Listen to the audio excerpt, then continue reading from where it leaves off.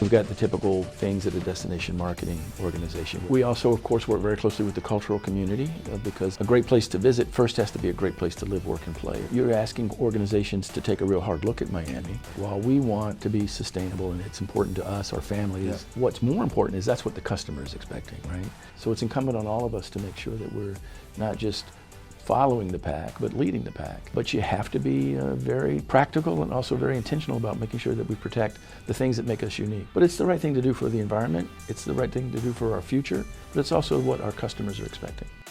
Welcome to Opportunity Miami. My name is Rod Miller. I'm President and CEO of the Miami-Dade Beacon Council. And today we're glad to have my good friend here, David Whitaker from the Greater Miami Convention and Visitors Bureau. Welcome. Oh, Rod, thank you for having me. Glad to have you here.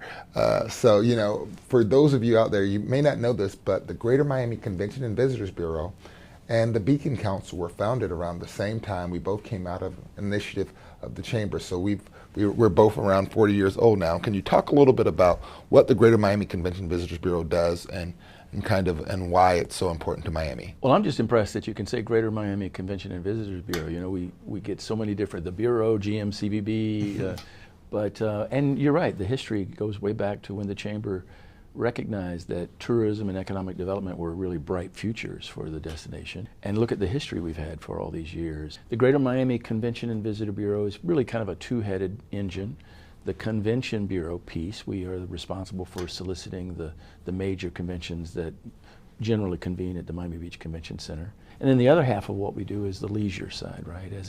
Whether it's visit Puerto Rico that you may have heard about, or visit Aruba, or the New York Convention and Visitor Bureau. We're the destination marketing organization for Miami-Dade County.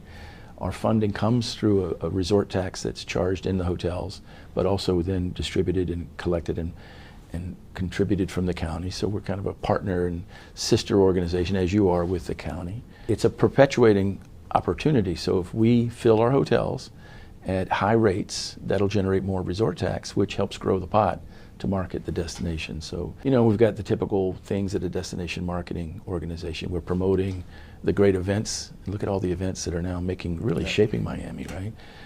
Whether those are major sporting events or cultural events, et cetera. We also, of course, work very closely with the cultural community because a great place to visit first has to be a great place to live, work, and play. And that's why the Beacon Council is so important. And we share the mission of you're asking organizations to take a real hard look at Miami. That's right. This partnership that we've started, I'm really excited about it. I know it's going to have tremendous yield for our organizations and for this community. Can you tell us a little bit about that partnership? Well, we've always been partners, but now we've kind of reached an opportunity to have a strategy in working together. And at the core of that strategy for the Convention and Visitor Bureau is we're constantly hoping to bring conventions to meet at the Miami Beach Convention Center. You're recruiting companies to take a real hard look at investing and being here as a major operation. When you bring a major company here, or when you announce a major relocation here, that often opens the door for them to have their convention here, or a convention of their peers, or a convention of their industry. So you're creating leads for us. And you've always been doing that, but now there's an opportunity for us to work more formally to help you host those folks when they're taking a real hard look at Miami, learn what the opportunities are, and then gives us an opportunity to have them consider having their meeting here as well. And vice versa. We talked earlier about a meeting that comes, they see the destination in a new light. Yeah. It may open the door for them to say, hey, we ought to do business in Miami. That's right. So both sides win. I do have a little bit of a bone to pick with you. Okay. And this bone is, I'm trying to keep up with all of the stuff that you all are doing, and it's almost impossible. And I tell you what's so challenging about it, which is part of why our partnership is so exciting. What's so challenging about it is so many of the conventions and things that you bring here are so relevant to economic development. Sure. And so the question is, how do we manage the volume of stuff that we have on our side, in terms of sharing the companies that are coming to, and make sure you guys, are in front of those companies, and vice versa. And so this partnership should go a long way. Can you talk a little bit about the partnership that we've developed and where it's going? So we're going to park the bone to pick, right? Yeah.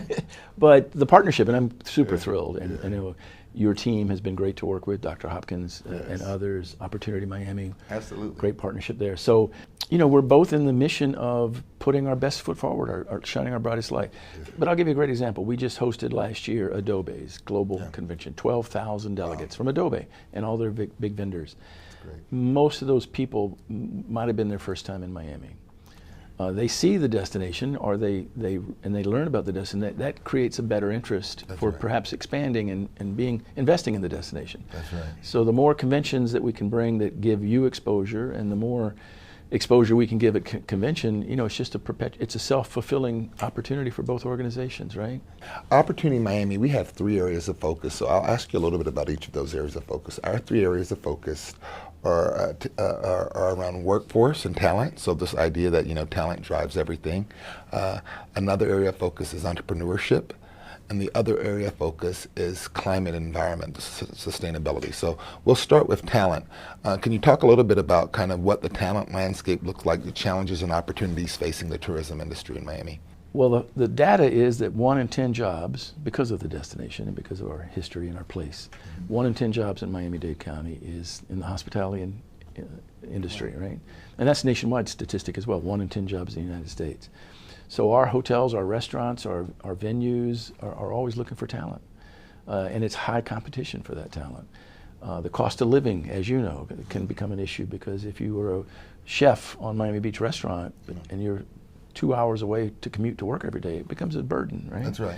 So we've got to make sure that the talent can afford to be here, and that whole workforce housing is a big issue that you're providing tremendous leadership in as well. But that's a challenge. It's an opportunity and a challenge. We also want to make sure that we represent the destination's diversity and the people that we have serving the men and women who visit. That's right. And so, but again, the challenge is training, development. Technology is changing every aspect of every business, and we've got to make sure that we keep up in the hospitality industry. It's a self-fulfilling, reciprocating need. The more success you have, the more people you need. The more people you need, that's right. The more people. So it's just constantly have to keep filling. It's a good challenge to have, because the demand is there. We virtually have full employment. Our employment has hovered right around 2.5%, which is essentially considered full employment. But I think we're going to have to continue to address, the challenges of affordability, transit, and some of these other things to get to where we need to be. So the second area that I mentioned is entrepreneurship. Can you talk a little bit about kind of, entrepreneurship, the opportunities, or Well, 2 things. One is, other than the big box hotels that you see, and some of the big brands like an American Airlines, et cetera, our industry is really full of entrepreneurs, small businesses. And in fact, that's where some of the work we've done with our diversity and minority support programs to make sure that those opportunities exist for everyone in the community, right? We do workshops and trainings for entrepreneurs and small businesses so they can become tourism ready.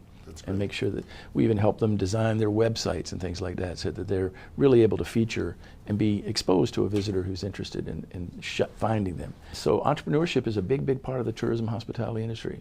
Think of that celebrity chef. That's right. He or she probably wasn't, he or she started in someone else's kitchen. That's right. And then had to take the risk of getting an investor, maybe starting their own business.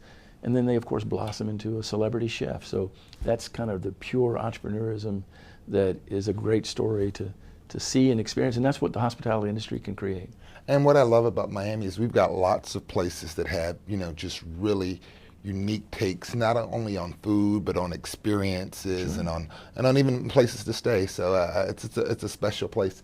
And then the third area, that being the environment, and we know that the more visitors that we have, the more conventions that we have, all of those things take a toll on our infrastructure, et cetera. How do you all think about sustainability in terms of the tourism industry? Well, 2 things that I think kind of are driving our focus. One is that while we want to be sustainable and it's important to us, our families, what's more important is that's what the customer is expecting, right? In fact, we just launched a Green Key initiative where we're working with our hotels to become certified. And to get that Green Key, it's like getting that Michelin star, that 5-star rating. To get that Green Key, the hotels have to meet certain criteria in the sustainability space. And it takes about a year to get certified. And we've got 17 that are already certified, 100 in process. And my goal will be that all 200 plus of our hotels are green certified. Because again, that's what a visitor is looking for. Even our convention planners, the second or third question out of their mouth is, what's the sustainability initiatives of the convention center? We have a LEED building.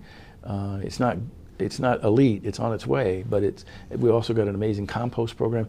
And those things matter to the delegates that these meeting planners are bringing. When they bring clients to a destination, those clients expect the commitment to sustainability. So it's incumbent on all of us to make sure that we're not just following the pack, but leading the pack. But your point earlier, it's just think if 2 million people visited the Everglades every day, right? It's like a catch-22, right? So you got to make sure that you protect, or the sea turtles on Ocean Drive, right? Yeah, that's right. So it's this constant balance of sustainability, protecting, nurturing the environment, and then mass volumes of visitors. But you have to be very practical and also very intentional about making sure that we protect the things that make us unique.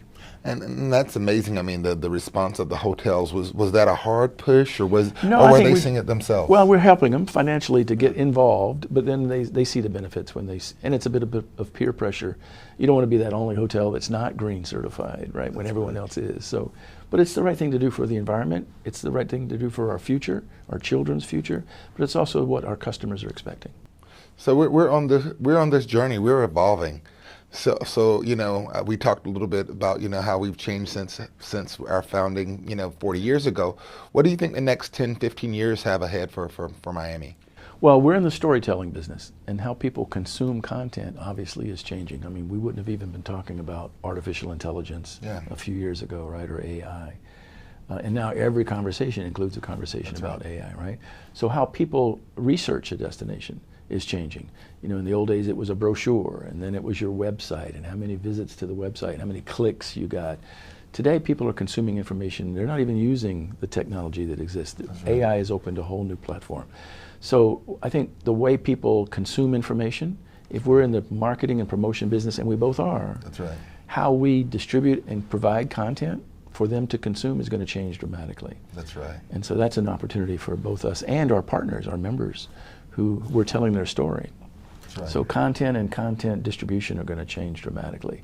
But that gives Miami a tremendous advantage because, again, we have such a diverse story to tell. It's not just one-dimensional. And so that, I think, is a challenge, but also a tremendous opportunity. And I feel like we have a lot of personalities that like to tell stories, whether it's the influencers, whether it's the business leaders, whether it's the politicians. We have big Miami personalities that love to tell the story of what we've got to offer the world. So that's great. And both of us now, and especially in our partnership, have the chance to kind of corral all of that. Because at the end of the day, how are we going to stand apart from those other destinations and those other personalities that are trying to compete for our customers' attention? I have one last question for you, and this is the hardest of them all. I've got one day in Miami. I can see 3 things. What would be your recommendations? Well, we have to love all our children, right? That's a bit of a trick question. So what I think is, and again, this is not just a coy answer. The diversity of our destination has to equal and match in the diversity of the visitors. And so every visitor has different expectations. If you're a foodie, obviously there are dozens of incredible. We have 17 Michelin restaurants. If you love to just relax and chill on the beach, you can do that. If you're high energy, you want to party and have fun with your friends. If you're a golfer, if you love art and culture.